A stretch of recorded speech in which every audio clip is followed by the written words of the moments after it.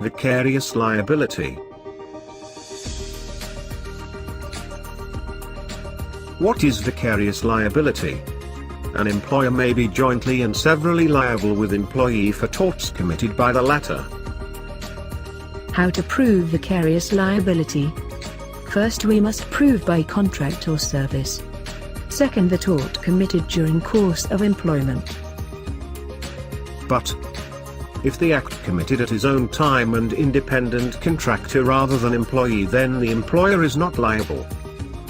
Example cases. Susie woke up early in the morning to cook breakfast. Suddenly, she found that the few item that she wanted to use was run out. Then, Susie went to Quick Stop that nearby her house.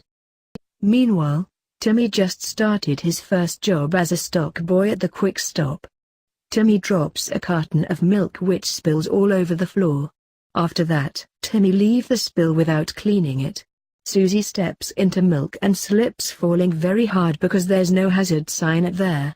She didn't notice that have spills of milk over the floor. Susie's suffering a serious back injury and she runs up a lot of medical bills. Who is responsible to the Susie injuries? Whether Timmy or Quick Stop. Timmy split the milk that cost Susie injuries on his time working and well in their work that caused negligence.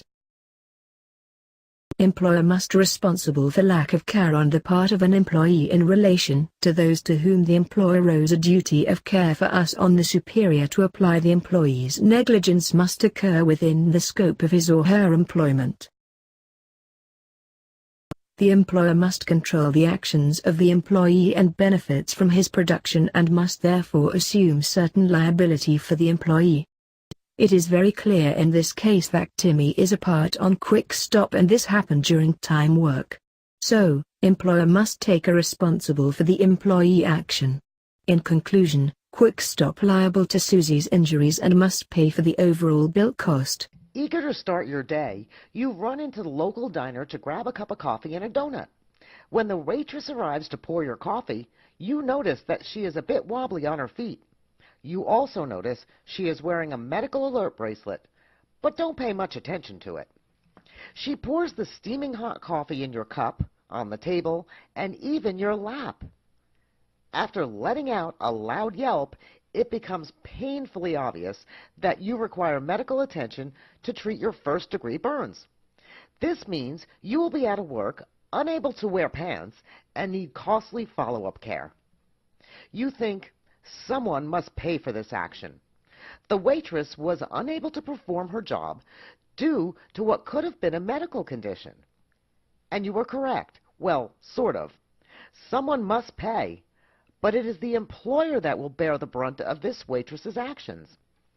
You see, the doctrine of vicarious liability holds that there can be a person responsible for the actions of another because of a special relationship the parties maintain, like employee-employer and parent-child.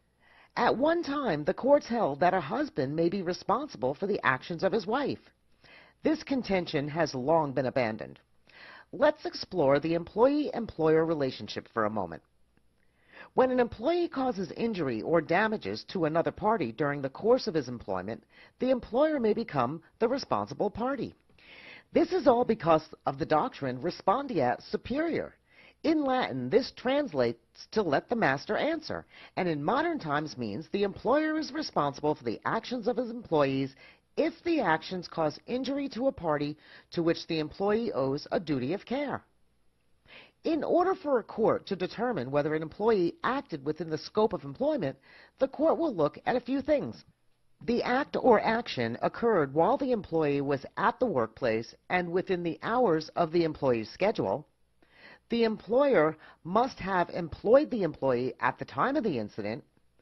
In other words, employee had a reason to be at work at the time. And the injury was a result of the act or actions of the employee in the capacity that the employee was hired. A waitress is hired to serve coffee, amongst other things. The criteria are important in determining the level of responsibility the employer has to such acts or actions. In this case, the waitress may have been ill while at work. This may have contributed to her spilling the coffee.